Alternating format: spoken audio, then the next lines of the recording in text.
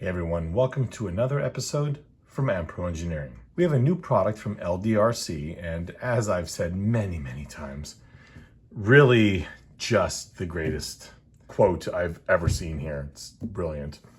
What we've got here is, I guess these are called like rock buggies, rock bouncers, I don't know.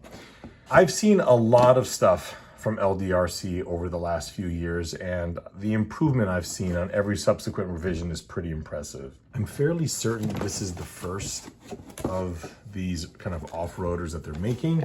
I've got the Unimog.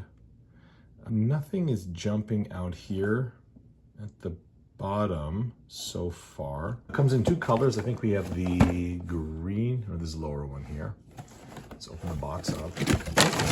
Documentation on the radio. This is the charger. Oh, this is interesting. This is actually the old style WPL two-prong style of charger. So does that mean we have the WPL style batteries? It looks like the battery is here. There is a screw on it. Interesting. I wonder why that's the case. It comes with this. I'm kind of curious about that. I'm hoping that there's a latch built in. There we go. Yeah, I had kind of some trouble getting this thing off here. I'm hoping that there's a, all right. Oh, it's a tiny little guy. There are little latches here that are nice and strong. I don't really see a purpose for the little screw, but anyway, it is there. Okay. Battery is not attached, which is great. We are LDRC 500. Oh, this is cool. This is the same amount of capacity as the larger WPL batteries, but in a smaller form factor. Normally with the LDRC, okay, this is actually WPL. WPL's got the 4-pin. The early WPLs had the dual, and the LDRCs have the triple. I kind of like these the most. I wish everybody would use those. I believe with the WPLs, there was a secondary charge port. Yeah, with the WPLs, they had the main charge lead, or the main power lead, but this is where you charged it, I think. Radio. You know, it has a cheap feel, but it feels good to hold. What's a little weird is the throttle is weird. On my hand, it's touching directly in the middle of the finger. I think that's weird. Yeah, I don't like that. On this remote, now this is the WPL drift car remote. I didn't really notice that. That's weird. Is that the same? What the heck? I run the drift cars constantly. Oh, look how I hold it. That's why. I'm not putting my finger all the way in. Okay, interesting. Why I'm complaining about this now, we'll never know. Thumb steer. Useless for the drift, but probably pretty good for this. No additional functionality up top, kind of boring up here. We have a steering rate right there, power switch back here, and at the bottom we can use the screwdriver it came with. Usually there are two AA's, I believe, in this here. Yeah, two AA's.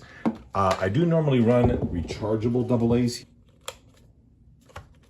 Oh, there it is. It was on. I don't like that. I mean, that's fine there. I just feel like there should be a beep. Let's put this in, see if it's got any juice. Normally they come slightly charged. Oh, it's already on. Is there a power switch? Power switch is back here, I believe. How is this in there?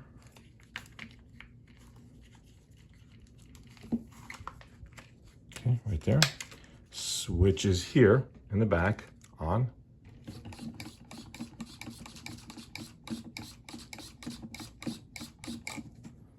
Sounds good. Very supple. Wow. It's smooth. Kind of a weird thing here. I see that the shock body is open. You can see the little coil spring in there.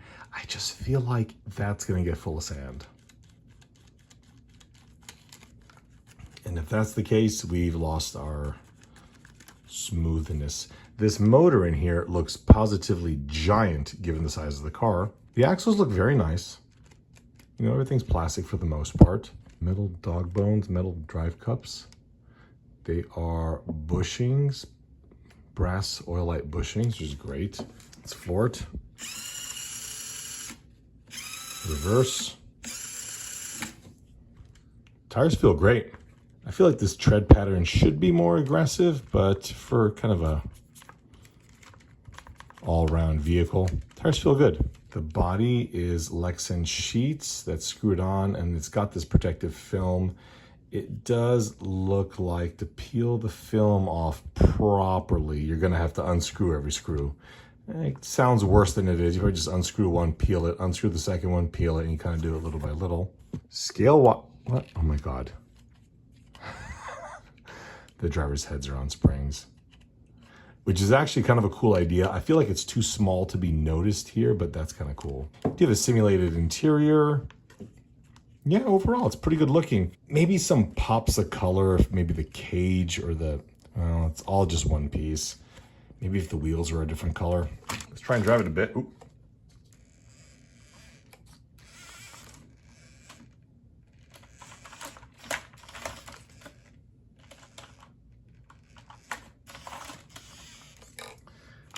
It already feels like the gearing's a little too tall.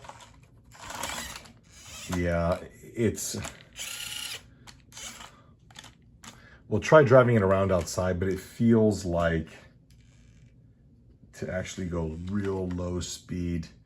Yeah, I'm already giving it. Yeah, you know, it lacks that gearing to get the low end torque. To the lights, to the lights. I don't think you can turn the lights on or off. There's no other buttons on this. I think it's time to take it outside. Oh, good. I was worried it couldn't. Get up. Ooh. What are you stuck on? Ooh, there you go.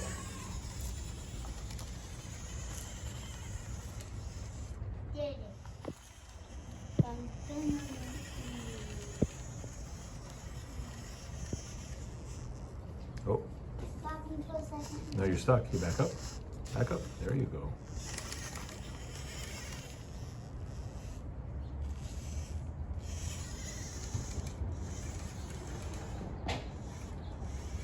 I win. Can you go through the holes?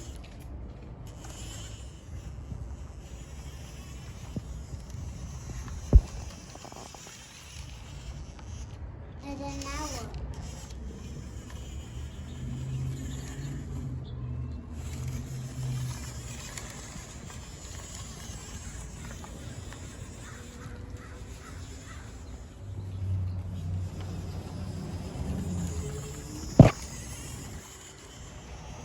Hello.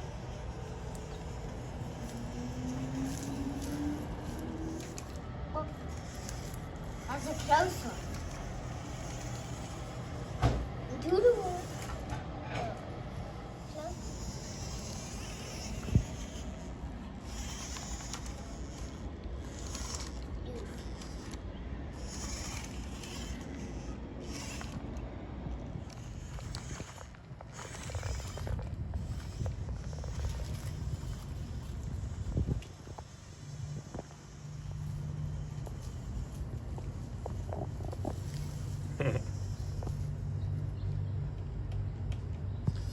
It's a big weed.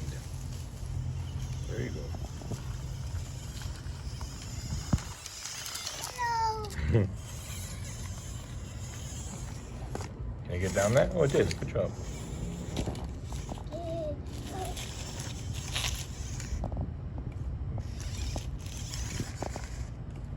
I don't think you can do that here. Try and go straight. Oh, you did it.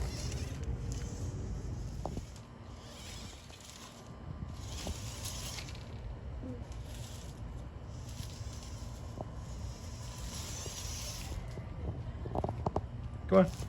Oh. Uh-oh. It turns out that my son has been driving this just whenever he wants. I didn't realize that. I took him outside to drive this thing around a little bit, and he was telling me about all these places he'd been driving it. And then I'd asked my wife, and she's like, yeah, I've just been charging it every night for him. So apparently The dirt on the tires wasn't me going crazy, it was because my son's been playing with it. With that said, he loves it. And I think right there lay the target demographic for this vehicle.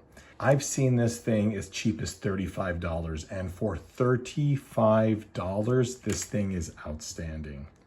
The build quality is more than acceptable. It is not fast. It is not geared well to be any kind of rock crawler or rock bouncer, not in the least. Its top speed is excellent for something that you would give to a 5, 6, 7-year-old. And he's just been buzzing it around the yard the last week or so, which kind of is further testament to the fact that this definitely is targeted toward a younger audience. Yes, I can see perhaps somebody who is brand new to the hobby and maybe wants to get their feet wet and is kind of, I don't know, man. It really seems to me that for the price, this is great for a kid.